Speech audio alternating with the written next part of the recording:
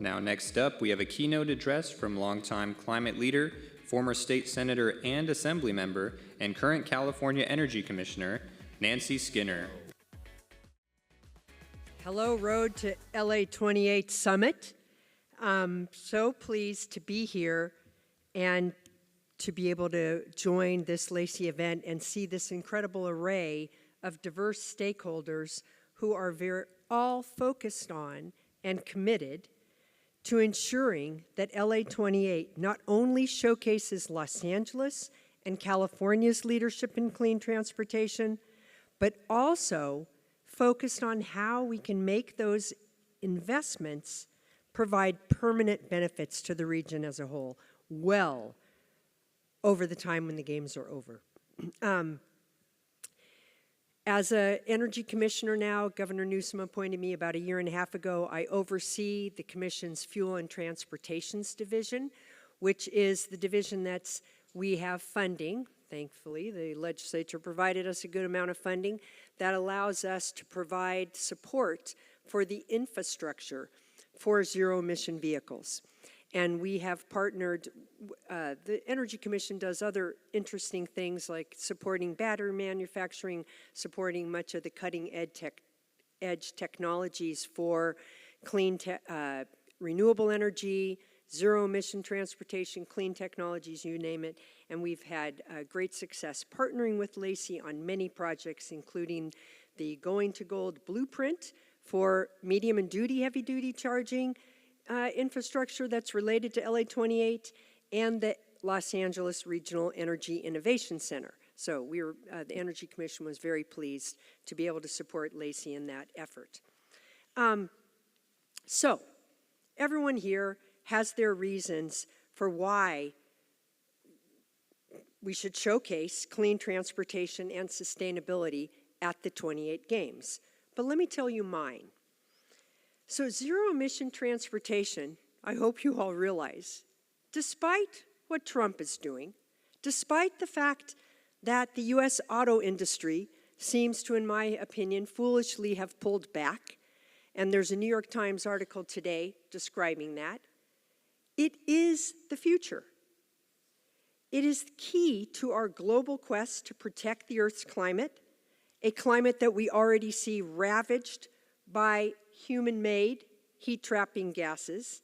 And I liked the way that Mark Watts from C40 characterized it. He didn't call it climate change, he called it climate breakdown. So we should stop using these kind of neutral words and literally describe it for what it is. But most immediately and more urgently,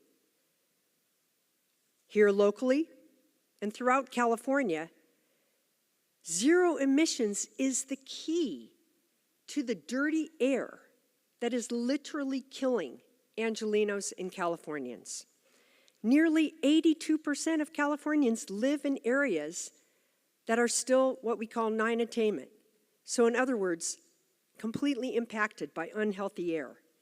And in the LA region alone, dirty air is responsible for 1,300 avoidable deaths a year. Those are completely avoidable. We have it in our power to change that. We can do better. And when we do better, and that's our goal for LA 28, then we can achieve Mayor Bass's goal of long-lasting benefit to all of LA's communities. And the LA Olympics are a global stage to display California's leadership and to show that we are defying the Trump administration's fossil-fueled agenda to roll back clean energy and to roll back clean transportation. Most of the globe has not backed down on zero-emission vehicles or clean air targets at all.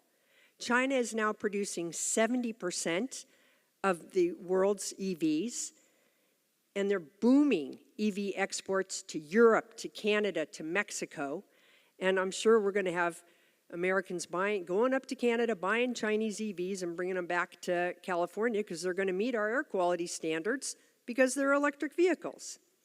But again, it's our opportunity here in LA 28 to demonstrate on a world stage that we have not backed down either.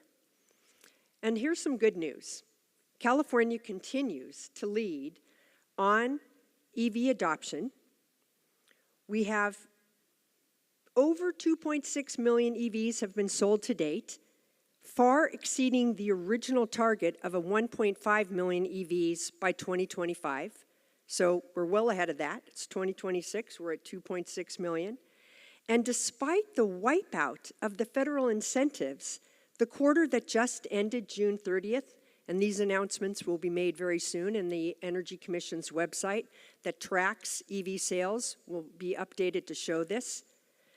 The percent of new cars that were bought in California that were EVs exceeded every previous quarter, except those quarters where the federal tax incentives were in play. So we don't have the federal tax incentives. During that time, we averaged around 25% with a high of 29% of new cars sold. But before that, we were down in the 12%, 7%. But this quarter, and I don't want to quite give it away yet because we haven't put out the press release, but it defied all previous quarters. So here, without any financial incentives, Californians are buying EVs. And we have a statewide network of EV chargers. It continues to grow. It's increasingly more reliable. Now, I know some of you still will drive up, if you have an EV, you'll drive up to a charger that's not working. But we've been doing field testing of EV chargers up and down the state. The reliability is increasing. The Energy Commission has adopted reliability regulations that require a certain, that they work, right? Just what we expect. And so we're doing much better. And the number of EV charging ports, publicly accessible and what we call shared, meaning at like workplaces and doctors' offices and such, is now 216,000 EV charging ports, with 20,000 of those fast chargers throughout the state of California. And the momentum is continuing to grow. So Trump's war in Iran is clearly helping us. It's doing the opposite of what he intended. I don't mean to say that it's helping, it's a horrible thing, but rather that it's doing the opposite of what he intended. These high gas prices are motivating people to, again, go to EVs. And this momentum is just going to continue because let me give you some other good news.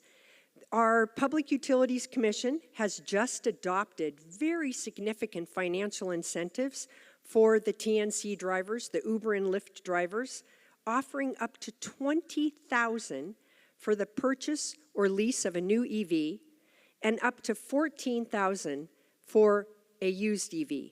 And that program will be administered by the Center for Sustainable Energy. So if you know any TNC drivers, let them know. This is coming right, it's by August, they'll be able to apply, and they'll get that kind of incentive.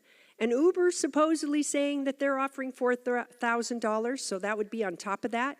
Now, every Uber driver that I've asked doesn't seem to know about this, but, we can get the word out, and hopefully they'll put their money where their mouth is. And the combination of the PUC incentives and the Uber's own incentives, and the fact that many of our utilities and others provide different financial incentives, and the legislature recently approved Governor Newsom's new program called My First EV, which is going to be an instant rebate for first-time ZEV buyers, regardless of income. And so that it will offer $3,500 for new EVs under $50,000 and $1,750 for used. And this includes plug-in hybrids, and the same for the PUC. So again, if you're a Uber or Lyft driver, you can stack all of that, and pretty much it will pay for an EV. So, and the Energy Commission, we will also be moving significant funds towards helping the infrastructure so that we can get our school buses electrified, our transit, whether it's LADOT or LA Metro, and that we can really see this kind of zero-emission transportation that we expect. And let me just wrap up by saying, so I'm a native San Franciscan, but I grew up in the down here in the LA area, and then I moved back to the Bay Area around the time that BART started. But when I was a kid growing up here, there was no transit, and it was very claustrophobic. If you didn't drive, you couldn't get anywhere. So I get to the Bay Area, and I can take transit. Well,